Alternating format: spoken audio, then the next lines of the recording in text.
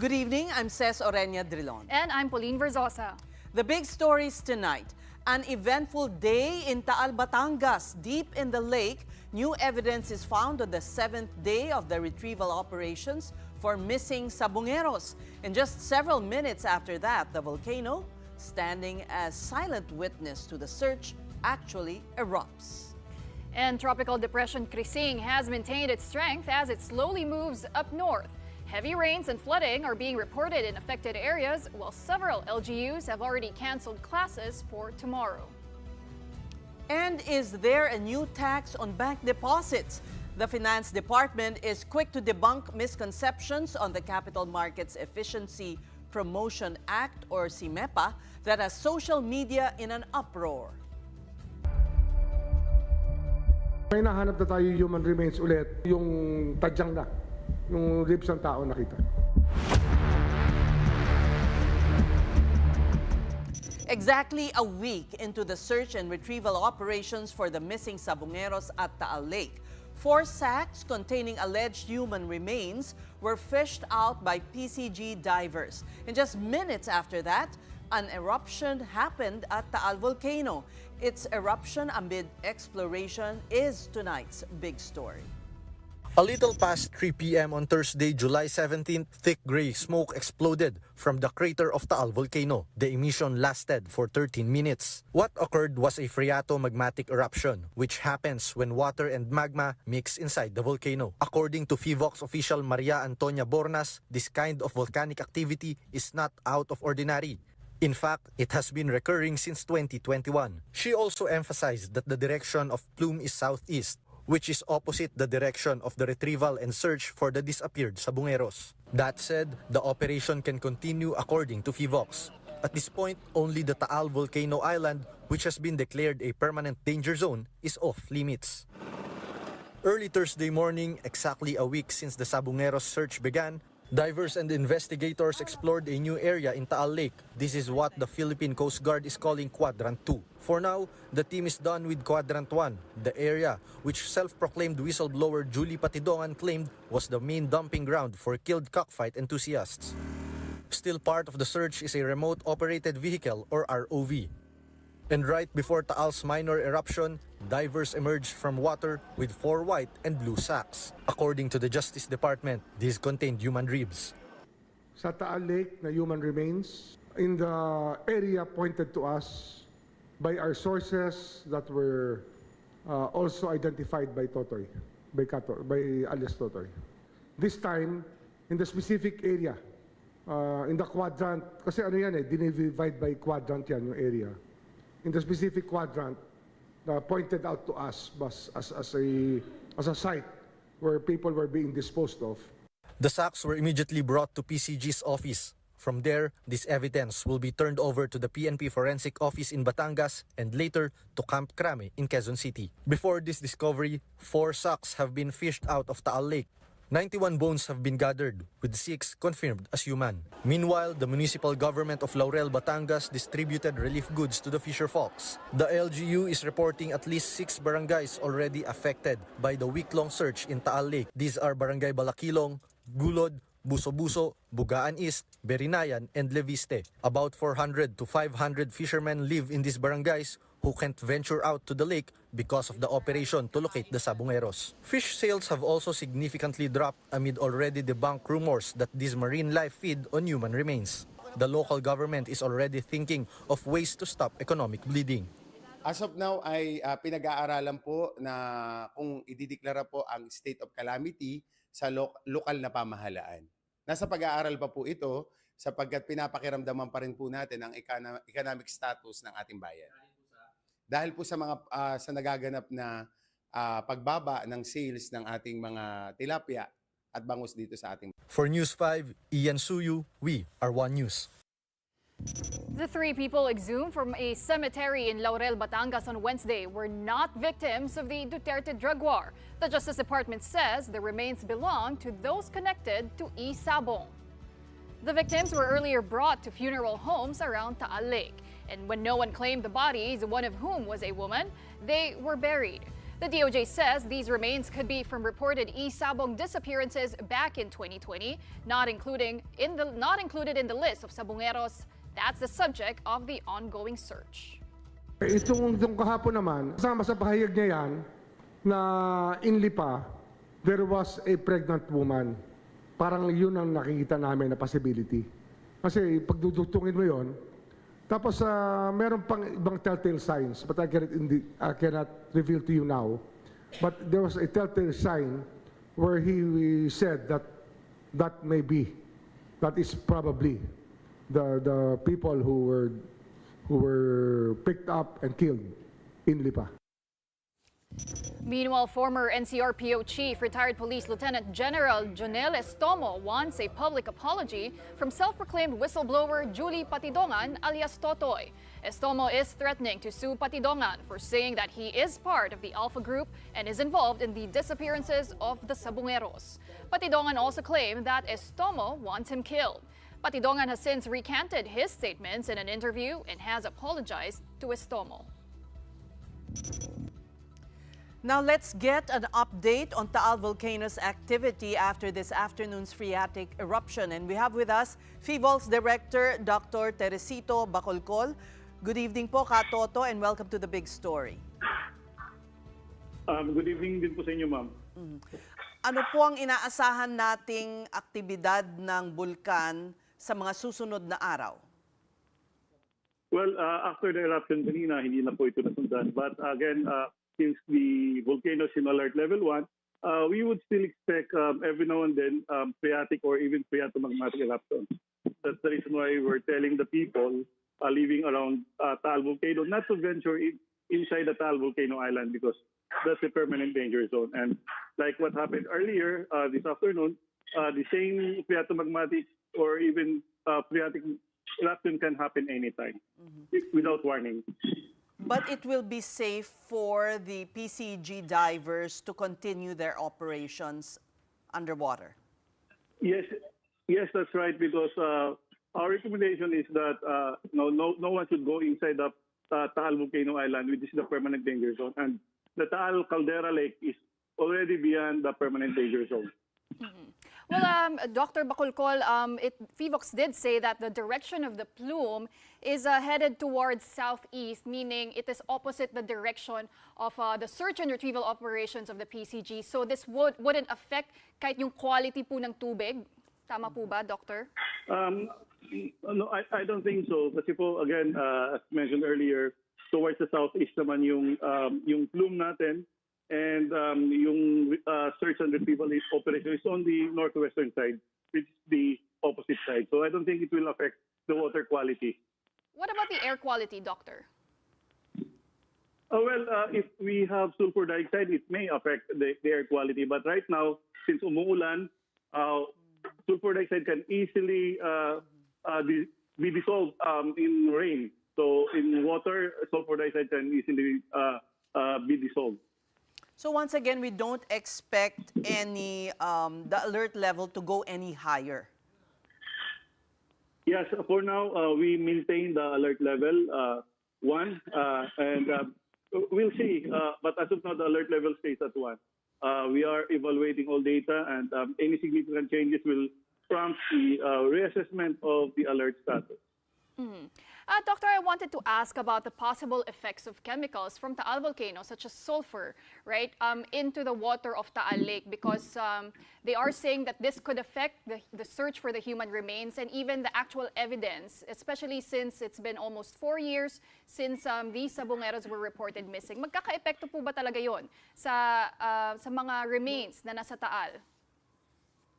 Wala po kasi as I mentioned, yung sulfur dioxide can easily be dissolved sa tubig. So that's the reason why dito sa may Taal Caldera Lake, wala po tayong sulfur dioxide dyan. Ang sulfur dioxide natin is nanggaling po sa main crater lake, not in the Taal Caldera Lake. So magiging intact pa rin po ang evidence if ever you believe, Doctor? Well, I would think so kasi yung mga bones naman, matagal po yung ma-decompose. All right. We thank you for your update with us, Dr. Bacolcol. That was FIVOL's director, Dr. Bacolcol, talking to us on, well, it appears that the retrieval operations can continue. Right, moving on to other news, here's an update on tropical depression Krising. Krising has maintained its strength while meandering over the sea east of Aurora. Over the next 24 hours, the tropical depression will move northwest and could make landfall over mainland Cagayan tomorrow evening. Then, Krising is expected to traverse a good part of northern Luzon, turn west until it exits the Philippine area of responsibility by Saturday afternoon. Pag-asa is also not discounting the possibility of this weather disturbance further intensifying up to a typhoon status. As of the latest weather bulletin, signal number 1 is up over Batanes, Cagayan, Babuyan Islands, Isabela, Quirino, the northern portions of Nueva Vizcaya, Aurora, Benguet, and La Union. Also in Abra, Apayao, Kalinga, Mountain Province, and Ifugao, as well as Ilocos Provinces, Polillo Islands, Camarines Norte, the northern portion of Camarines Sur, and Catanduanes. According to Pag-asa, these areas may experience intermittent rains or strong winds of up to 39 to 61 kilometers per hour within the next 36 hours. Local governments have started preparing. In Catanduanes, food packs and free Wi-Fi service are ready. In Cagayan, where the first landfall could happen, municipal governments can now conduct preemptive evacuations. Due to expected heavy rains and winds, classes have already been suspended tomorrow, Friday, July 17, for all levels in Ilocos Norte, Pangasinan, Valderrama, Antique, Calatrava, Negros Occidental, Siquijor, and Zamboanga City. No classes as well in preschool to senior high school over in Batangas City, Talavera, Nueva Ecija, Laguna Province, and in Daet, Camarines Sur. Malacanang assures the national government is on top of the situation. Nagko-conduct na rin sila ng pre-disaster risk assessment at nag-activate na rin po yung Virtual Emergency Operations Center noong pa pong July 16, 2025. At patuloy pa rin po ang pagmomonitor at pagbibigay po ng mga advisories sa mga stakeholders, sa ating mga kababayan. We'll be taking a quick break, but coming up, social media is up in arms over a supposed new tax on bank deposits at 20%, but the Finance Department has an explanation. That and more when the big story returns.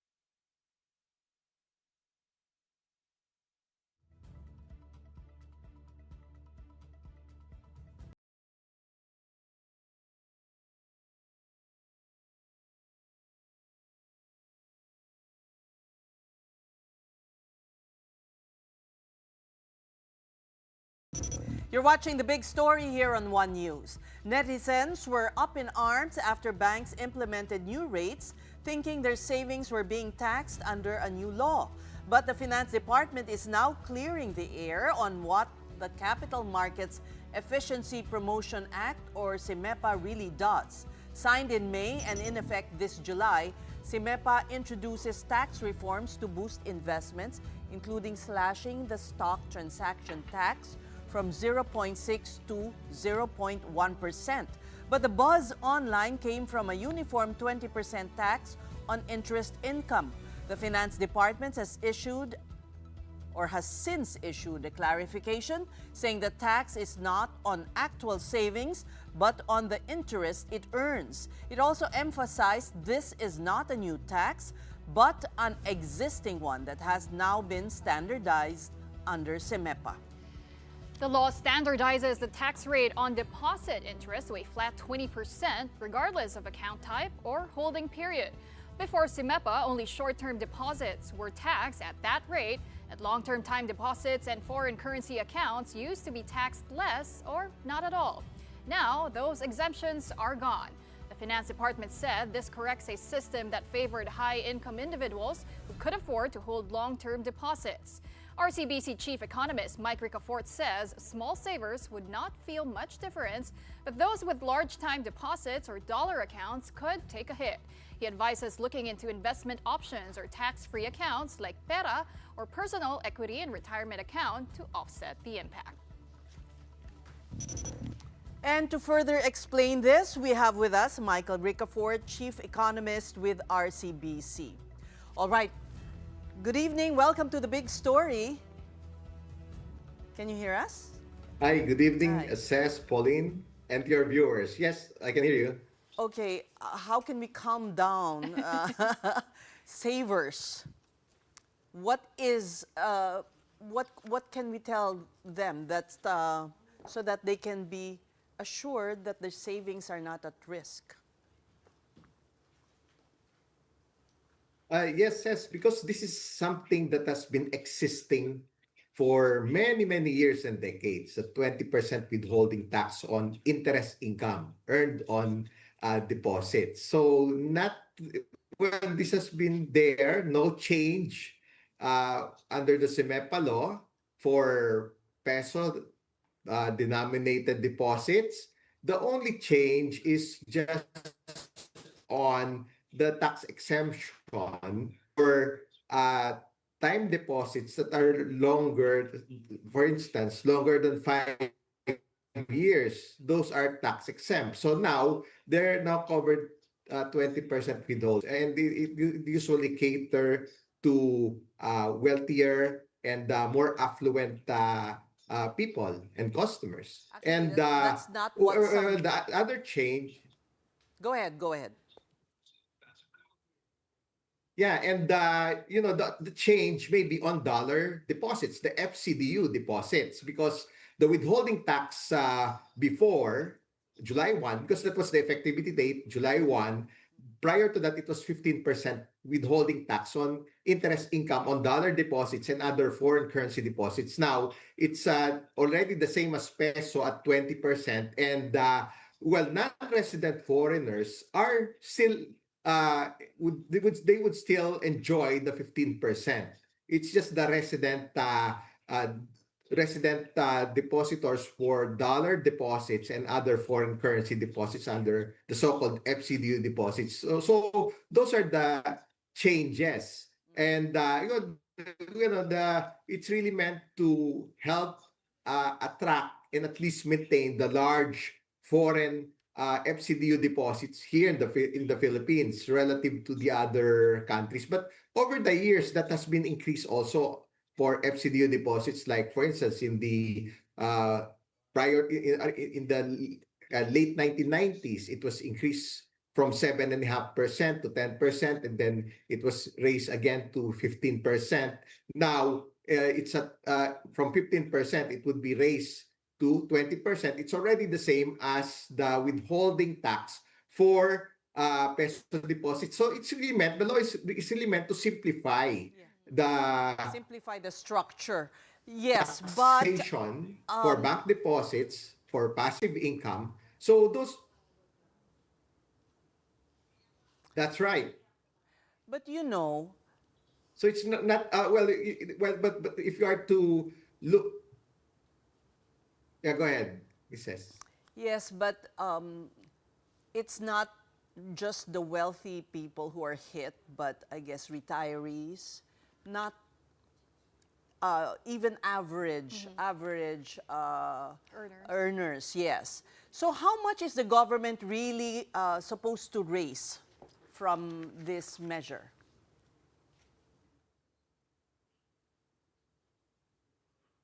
Well, supposedly the estimate is around $25 billion by until 2030. That's the estimated additional revenue collections. But it's primarily targeted to the wealthier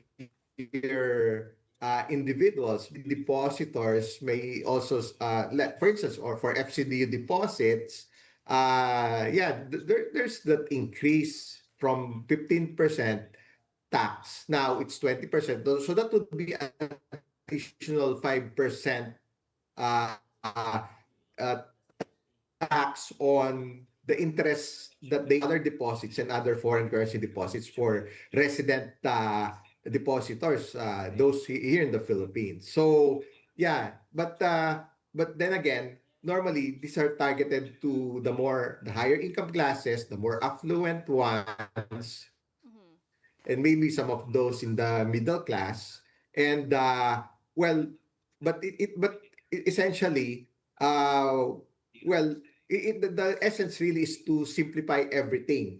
Even for but for instance, for those that with previous exemptions, they may still continue. For instance, the so-called for the 5 year for longer than 5 year time deposits, they're exempt from the 20% withholding tax.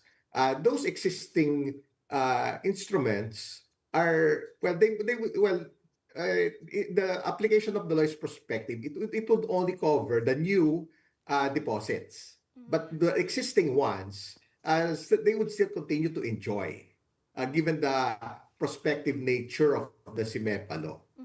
But Michael, what's the incentive now for people to invest in long-term time Yeah. deposits, right? And, Because you removed the 20, you now have 20% on your time deposits, and it seems like you're penalizing Yeah. long-term financial planning. So how is it supposed to entice investors, actually? Yeah, well, actually, that's also a consideration because, in the past, that is really meant to further, encourage long-term savings. However, if you look at the whole thing, yes, that's one for, but there are other aspects of the SIMEPA law also that would also encourage, in turn, other forms of investment like in the stock market. Stock transaction tax has been reduced from zero point 0.6 to zero point 0.1. That's a savings outright of 0.5%. And this is based on the nominal amount, the actual transaction amount. And also for new shares, it says new issuances, there's a documentary stamp tax of 1%. So it's now reduced to 0.75. So there's a savings of 0.25.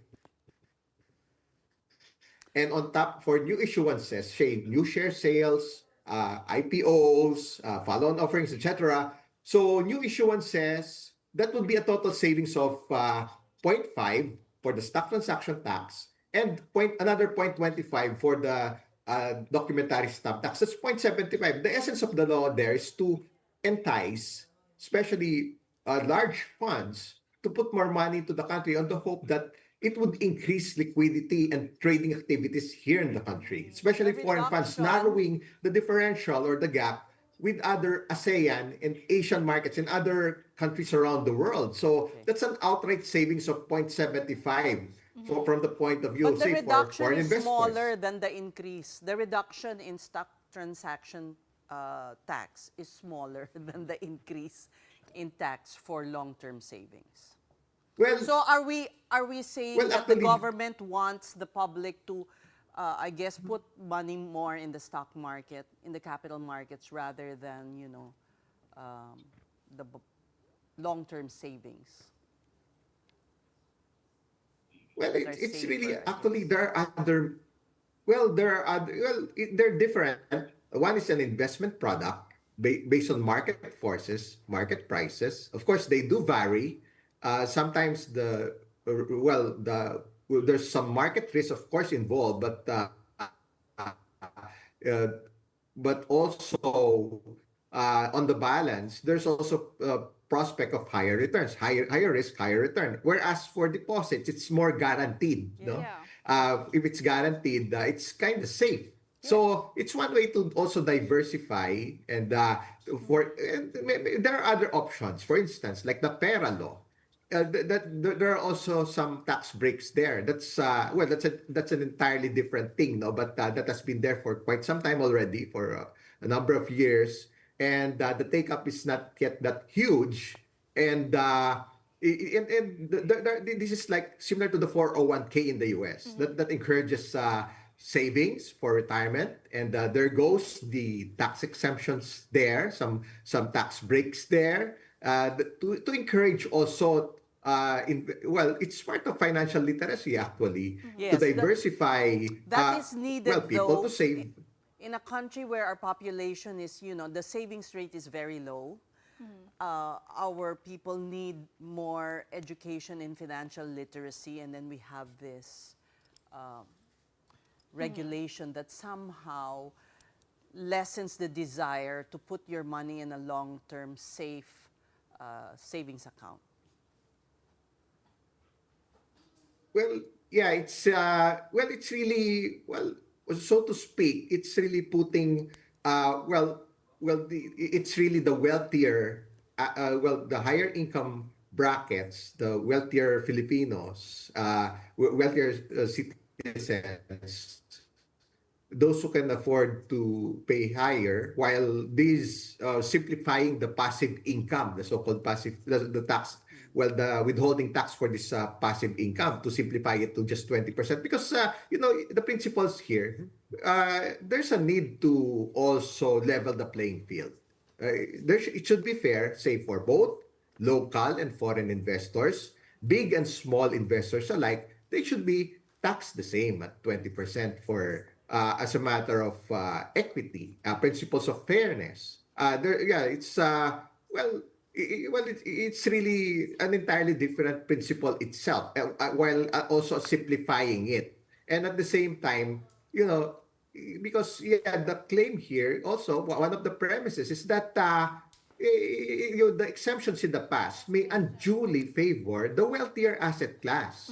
Because the taxation should be progressive in nature, meaning those who can afford it should be, there should be some fairness when it comes to taxation based on what they can afford to pay. It's an irony of sorts, actually, if you come to think of it, because But at the same who are being subsidized? The wealthier asset classes, right? I know that it's understandable to develop long-term savings. There must be some form of incentive, but maybe at some point, this has been under review, this bill. Okay. Even prior to the pandemic, there have been consultations with the banking community, with the investment community. So this has been thought of for a very long time, to simplify taxation, to make it easier to implement, to level the playing field, and also to align with global best practices based on those principles. But true enough, in the past, there may be some forms of incentives, but those incentives are really tilted for the wealthier Filipinos, for the rich, rather than to the masses. So, it's really a delicate balancing act, so to speak, because, it's an existing subsidy that's tilted in favor of the wealthier the wealthier Filipinos rather than the masses. So it's a matter of principle, actually. And at the same time, it would indirectly also benefit make it more efficient, making more equitable the taxation system.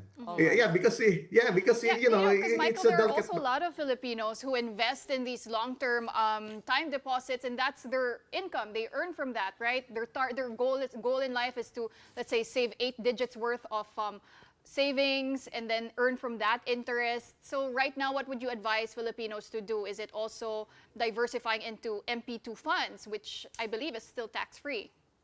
Yeah, true. Actually, those are the other.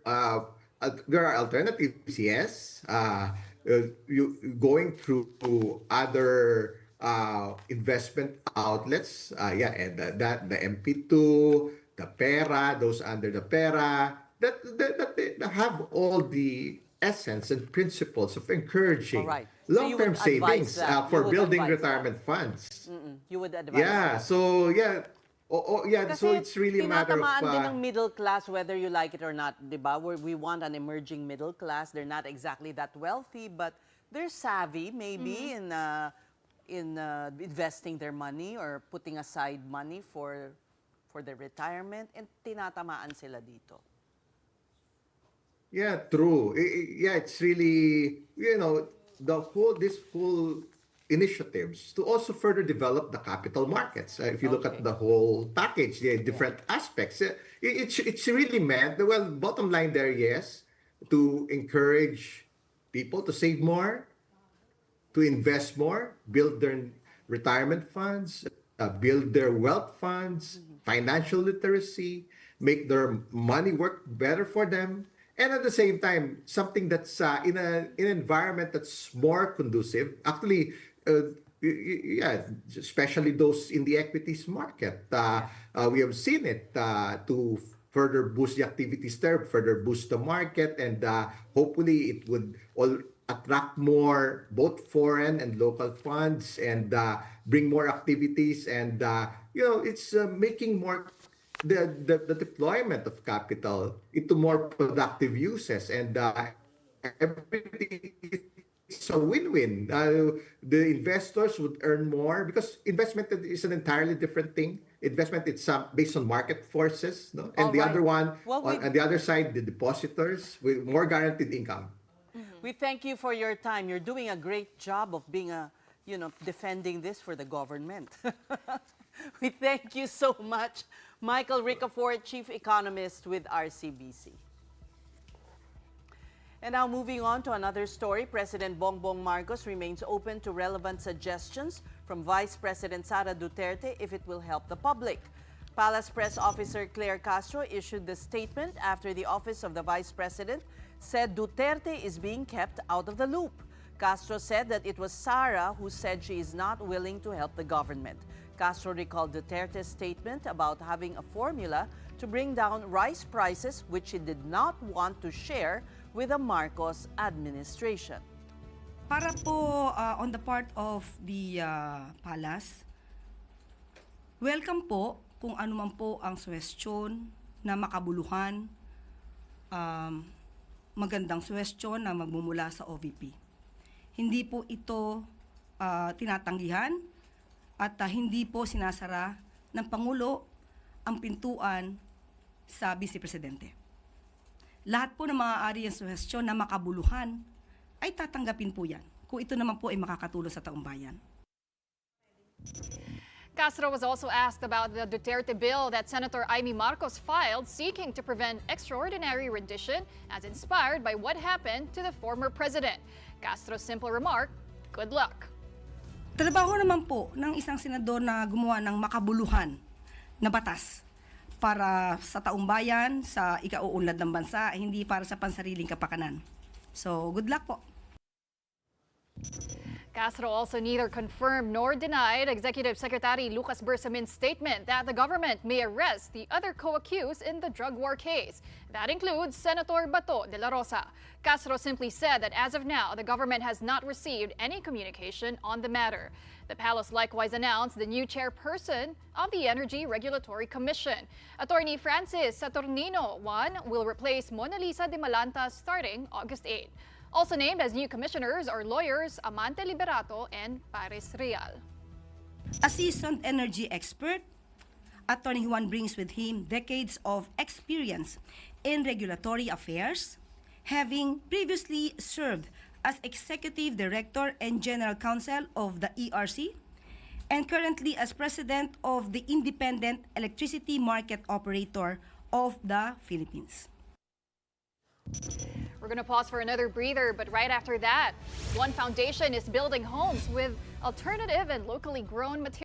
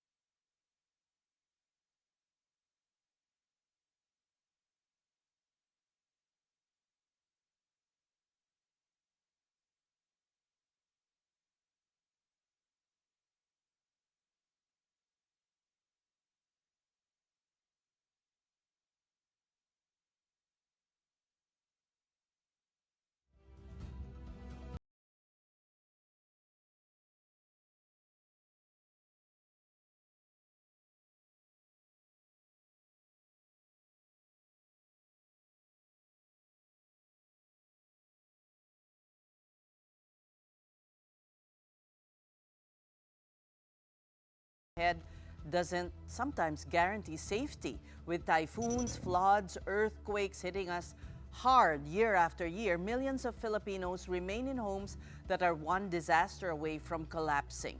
Since 2014, Base Bahay Foundation has been changing that story, building affordable, disaster-resilient, and sustainable homes designed to withstand the elements, even poverty.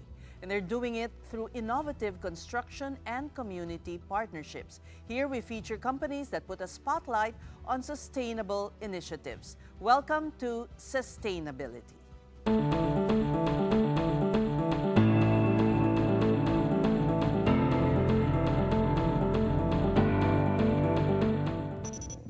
Every structure tells a story, and for Base, it's one of strength, stability, and sustainability. By using locally sourced materials and alternative building tech, they're making green construction accessible to communities that need it most. And it's all part of building a sustainable future today. And joining us are the Hilti Foundation Asia Liaison President Maricen Halandoni and Base General Manager Engineer Luis Felipe Lopez. Welcome both of you to the program. Thank you. Thank you, Thank you Ses. for Thank you, having us. Pauline, Okay. for having us. Let me ask Luis first. You hail from Colombia. Yes. Why are you here in the Philippines? Is it because we have the best bamboo? Yeah, you have a very good bamboo. And I always say that the best bamboo is the bamboo that you have around you. So that's the species that you need to use. And Philippines has one of the best bamboos, not only one. We have many species in the country, and that allow us to make very good projects. Maricen, tell us how this initiative began. So it began, as you mentioned earlier, in 2014. The Hilti Foundation, it's a foundation based in Liechtenstein. It's also a multinational group that does a lot of power tools. They really wanted to find an alternative building system that answers the need for social housing, but at the same time also looking into what's environmentally safe, what's environmentally friendly.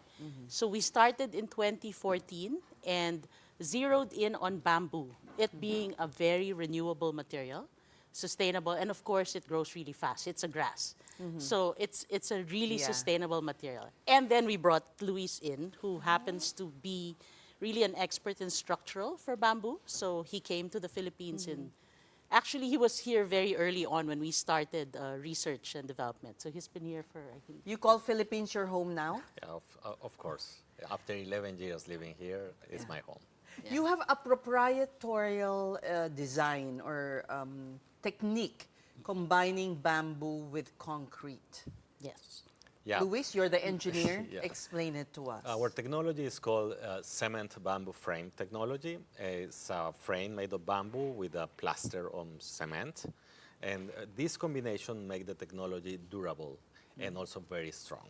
So the houses in the exterior look like a conventional concrete house, but the use of cement is minimum. So we use all the structure is made of bamboo. So how much cement only? Compared with a CHB house, maybe 10% of the cement that a CHB house would Is only what you use, Yes. 10%. So you're also reducing your carbon footprint in construction. Yeah, around 70% lower compared with concrete construction. You know, I'm curious because high-tech, sustainable, and affordable are three terms that usually don't go together, especially affordable, right? So how do you keep your costs down? How do you make it affordable, Marissa? Actually, it's not high-tech, no, Pauline. People try to think that if we put a lot of research and innovation, it's going to be very high-tech. But what we try to do is to make a technology or to create a technology that's very replicable. We build in a lot of rural areas as well as, of course, urban areas. And But we maybe, make sure. sorry to interrupt, but maybe more high-tech than building a nipa hut, Yes. Absolutely. which is More durable. Oo. Yeah. So these are all permanent housing that we build. So it's something that we actually, one of the key areas that we really operate in is to make sure that we can train people to use it. So it's not a technology that only we can build. It needs to be something that can be replicated elsewhere. Because I understand your business model is having different construction facilities or bamboo Supply facilities, yeah. Okay, supply facilities Yes. in different parts of the country where people can put their money in and make it their business, right? Yes, right Or now, like a cooperative, maybe? right now we're operating, well, we are not operating them. They're operated by different organizations. There are 9 coming from Luzon, Visayas, Mindanao.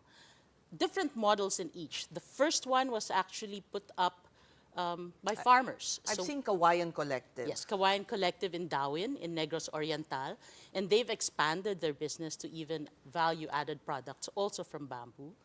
But they do, I think, a workers' cooperative for Kawayan Collective. But the first one was put up by farmers. So we train the farmers how to properly treat bamboo. And now, beyond farming, they're already supplying bamboo. So now they're entrepreneurs. Yes. Farmer entrepreneurs. Yes, they're now entrepreneurs, and we would like to encourage many of the facilities to now expand their business, not just have base as their sole customer, but rather we help them also do other value-added services or value-added I products. see. So in the beginning, base is the customer for the Yes. socialized Yeah. housing that you do. Yes. How much is it? Is that one house? Yeah, the direct cost of a house is around 350,000 pesos only. We're talking about 30 square meters. Direct cost, this is without profit, just materials and labor, and no land. So how does a family avail of this socialized housing? Okay. Do you have partners? Yes, we normally work with partners. We're a very small organization. We're very lean. So what makes it work is if we are able to work with different partners, whether it's the local government or other private institutions or other housing NGOs or foundations. And what we do is we transfer the technology, or we do what we call a knowledge transfer. So we do a lot of training So you of don't community really workers. build yourselves. We are not builders. I Rather, we see. enable people to build. So we do training. I do understand that one project, one LGU partner is at the base of the Canlaon volcano. I think they're talking to you. Yes. These are those displaced by the eruption, right? We're working actually in Negros Occidental. Several of the LGUs are very near Canlaon. We have projects that we're supporting in La Carlota, which is also very near the Canlaon. And there, normally we don't choose who lives in the houses. The future homeowners are vetted and really, they go through a strict process to make sure that they are the beneficiaries or the future homeowners that really need these homes. So we don't do the selection process. Normally our partners do that. They have social workers that are experts in that. We don't have that expertise. Well, the Philippines is prone to disasters, and we are in the midst of typhoon season. And these houses are disaster resilient. Are we talking about resilient in terms of even if it's a typhoon, how strong can it withstand? Yeah. So in BASE, we also have a laboratory for research. We call it the BASE Innovation Center. It's located in Makati, and this is a very, very complete laboratory. We work with 6 local universities and 7 international universities. We receive students from all around the world that came to the Philippines to make their PhDs, master thesis, and everything. So here in this laboratory, we are testing all the Philippine species and compression, tension. We test full-scale Philippine walls. bamboo. Philippine bamboo. It's really bamboo that's your material of choice. Yes, absolutely, because it's the most sustainable material on Earth. Okay. So it's really a very fast-growing plant. Yeah. So as a grass, when you harvest it, you're not killing the whole plant. So it keeps on regenerating. Yeah. And we're always joking that in the Philippines we have a lazy species because it grows only up to 10 centimeters. 20 per 20 day. centimeters per day. So that's 20 centimeters every day and you'll see it grow. But there are species that grow That's a meter lazy a day. pa? Yeah, there's a Because the- species in India that grow as a meter per day. Yeah. Oh, yeah. in Colombia? In India. In India. Ah, yeah. in India. Yeah, in Colombia it's almost 20, it's the same. We are almost the same. Okay. Regarding the typhoon question, so in 2013, before even BASE exists, we did research in Bicol area. We built 3 model houses. We put instruments, and we just tested with real typhoons. So in 2014, Typhoon Glenda hit those houses directly. And they survived. We were able to measure all the wind speed. It was 220 kilometers per hour. And after 13 years, those 3 houses have resisted more than 5 typhoons. Wow. So you've been working with bamboo all your life? For 25 years, yes. Yeah, I actually... You're the bamboo expert. I am one of the bamboo experts, yes. I used to work in Colombia. I helped to write the building code in Colombia for bamboo, in Peru and Ecuador. Okay. And That opens the discussion to the building code.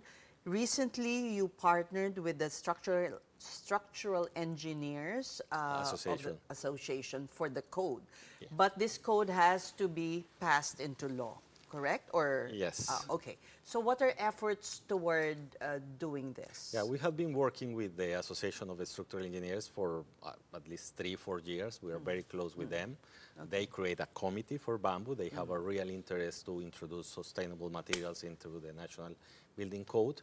You know that 38% of the carbon emissions is from the construction industry. Right, yes. So only The bamboo 30, and maybe timber. Up to 40. Yeah, even. it's growing like crazy every year. So only bamboo and timber can help us to reduce that. Yeah. So I think the Association of Structural Engineers is conscious about that. They are working, and even also in the political side, there is a congressman that are supporting this He will idea. be our guest here soon. Okay. Congressman Alba. Yeah, he's our Yeah. champion. Yeah. So he's working on this. We are working with them. The document is very advanced, but they still need to pass more rounds of. You know, one thing that struck me, I attended that session. There was, I think, a European, I think she was British, who said that in Europe, they want bamboo houses. In the Philippines, we want European-style houses. In Europe, there's no bamboo. They like they want bamboo houses. But the Philippines, so much bamboo, we like European style. So how can you convince Filipinos? I think there's still a resistance to bamboo na it's probably not durable, cheap look. I don't know, for poor people. So that's actually what we're trying to change. No? Yeah. The irony is, as you said, we want European-looking houses, and the Europeans like bamboo houses. So for us, what we'd like to do is marry both. We are now building bamboo houses that... Na European style. Well, not European style, but a lot of people have aspirational houses, especially those who need the houses the most. No? They're aspiring for a house that looks like something they see on brochures or on TV. Na may concrete That looking. make concrete. But at Maybe they don't feel safe if it's not concrete. Ano? So that's what we're trying to change. So a lot of our training shows them how strong the bamboo is. And that's why we established what we call the Base Innovation Center, which is where Luis does a lot of the research and innovation. So this is all science-based, this is all research-based, but applied research. So we test different species of bamboo, we test wall systems. Because it's also how you process it, right? Yes. That's where the strength will come out. So, Luis, what can you tell us Filipinos? How strong is bamboo? Oh, bamboo is Is it stronger than steel? I mean, you can compare materials between them, but I mean, steel is stronger, but the ratio between weight, cost, and resistance, bamboo is the champion. I thought it's twice stronger than steel. No, That's it's not correct. partially true. It's the fiber of the bamboo. The fiber itself, if you isolate the fiber, is stronger than the steel. But the material, all the material together if is it's not. a pole. Yeah, it's not because there is other components there. So that's a myth that has been created, but it's super strong. It's as strong as concrete. It's very flexible. It's a very good Maybe material. you can explain what we're seeing here on the video. Is this some of the testing that That's you're doing? part of our laboratory. This is a project in Batangas. Here we are seeing some of the prefabrication process, how we train the workers. Our houses are prefabricated, and we can build a house in just 5 weeks. 5 weeks? Yes. Well, what about when it comes to maintenance? Is it hard to maintain bamboo because steel is corrosive and Yeah. it's one of the biggest challenges? What about bamboo? Bamboo, if it's well treated, don't require any maintenance. And then if the exterior of the house is protected against rain and UV radiation, you're fine for the first 15 to 20 years. Because bamboo here is used indoors, Indoors. not outside. Yeah, not It's a outside. different story if it's exposed to the elements. Yeah, Yes. if it's exposed to the elements, you need to do a lot of maintenance. So every year almost. Are you also exploring other sustainable materials or are you just focused on bamboo? Right? Our main material is bamboo, of course, but we are exploring more materials. So like from soil, from hemp, from Coconut. timber. Yeah. Yeah. So while we right now focus solely, well, not solely on bamboo, but maybe 90% of our efforts are in bamboo, we are open to take a look at other materials that are green as well. So as Luis mentioned, there's earth, there's coconut, so there are different renewable material as well, or even recyclable material. Yeah. So material Plastic, no? it depends Recycled on plastic. You have a very, how is it? You're not fond of that No, material? I'm not fan of plastics, and the reason is because I am more into the renewable materials. natural. Yeah, natural. I also heard an architect saying it's different when you're surrounded by natural materials when you're living in your home. Yes. It's being inside a house that is made of bamboo or wood, you can smell the material, and it smells good. You feel smells like it's nature. warm. Yeah. At the same time, it's also lower in indoor temperature. So we actually also do studies to test indoor temperature, and because it's a natural material, it doesn't absorb as much heat. And then heat dissipates faster. So in the evening, your house is cool faster than if you had a lot of steel in it. Tell us how you process it to make it more durable, because that is the issue with bamboo. Like the insects come Yeah, and they deteriorate. We know that the bugbog and I are the main enemies of our bamboos. So we invest in research. So we treat the bamboos. We remove the starch first with water, just running water. And then after that we apply, because bugbog loves the starch. Okay. So we remove the starch. But an eye doesn't care about the starch. They like cellulose. So we put some solutions, chemicals, to protect against these insects. And the bamboos can last, I will say, forever. Forever? Yeah. So With it's this process. Yeah, You it's teach about this 9 also. steps. Yes, it's a 9-step process that we've worked with different experts that are really taking a look at how to treat with different chemicals, as well as the timing, because that's all very important. How much time you put it into the chemical, how much time you dry it. So this is all knowledge that's also transferred to the supply facilities. So we work very closely with them. But like we said, we would like to help in developing the whole value chain, but we don't run it. There are other groups that run it and also run it as a livelihood. You enable them. You enable the different organizations, and they in turn work with communities as well. So This has been so engaging. In closing, quick parting shot, Luis. Sorry. A quick message. Yeah, perhaps, I will that say you want that our viewers to take away. Taking some of your words, that the bamboo is not for poor people, it's not for rich people, it's a material for human beings. And it's as good as any other material. We just need to do it with technology. Thank you so much for coming on the show, and I hope you've inspired builders, the construction industry as well. Pawi also, who's Yes. looking to build My own home, why not, right?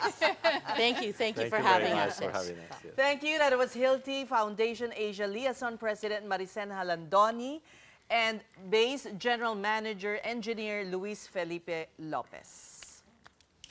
Right, that's all the time we have for tonight. Thank you so much for watching The Big Story. We are One News, all sides, all the time. And we'll be back here tomorrow at 7:30. Thank you for watching and have a good night, everyone. Coming up next is Play-by-Play with Andre Felix and Cheska Liton Calao. Hi, guys. Hi. Wow, Hi, good earthy evening. No colors Sean as today? well. Yeah, Sean's not around. Oo nga. But I love your colors. Oo nga. Oh, Very ano kami? sustainable. Earthy. Yes, we are one with nature. Alam mo bakit?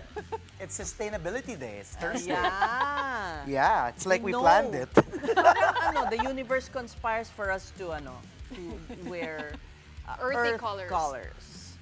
Yeah. But thank you for your guests, also for dropping by. Engineer Luis Felipe Lopez, thank you, sir. And also, Ma'am, President of Hilti Foundation, Maricen Halandoni. Thank you, ma'am. Thank you. And Madam Ses. Oh, ano? Wala lang, hi. Gusto ko lang ulit on a Thursday just to up the energy because maulan sa labas eh. Oo nga. yeah. Traffic was terrible. But we made Wow. it. We made it here. Yeah, we made it. One It's day. tough out there, you know. Yeah, that's right. The streets are chaotic. Oo. Just a little bit. Hopefully All right, it's thank better. you. Yes. Is it better? Traffic? Hindi. Oh, okay. Traffic? No. Sige. It's, dahil umuulan. But thank you once again. Great show to Pauline and to Sess. The Big Story on One News. Thank you once again. On our show, we've got NBA star Bradley Beal now set to join a new team, plus the aftermath of Game 2 of the PBA Philippine Cup Finals. And we've got the big winners of the recently concluded 2025 Philippine National Nice. Badminton Open live in the studio. Kahit umuulan, napapunta sila dito. Yes, thank you. I'm Andre Felix. And I'm Cheska Liton Calao. And here's tonight's play-by-play. Navino, the show by Mamoy leaves, puts it on.